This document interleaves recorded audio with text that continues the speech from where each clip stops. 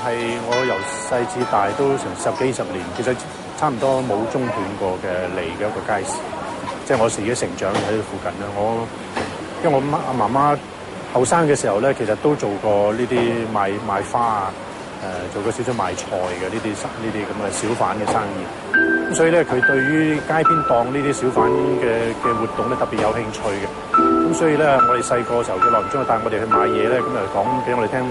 佢做女嘅時候嗰啲生活嘅情況。所以喺呢一個街市入邊有好多嘅記憶，唔單止係我自己細個嘅記憶，係我爸爸媽媽嘅記憶。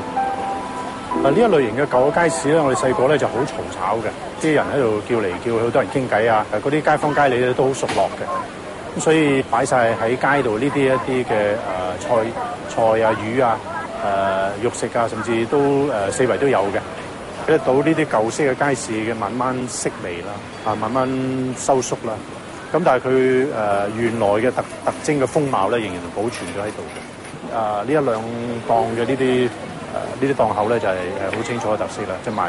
佢擺咗度賣豆腐咁，賣啲芽菜，後邊背後一個檔口仔擺咗好多呢啲豆腐啊，樽咁啊，即係譬如嗰啲係嗰啲海味啊，舊嘅海味，咁即係呢啲舊式嘅擺設嘅方式咧，係同以前係比較接近咯。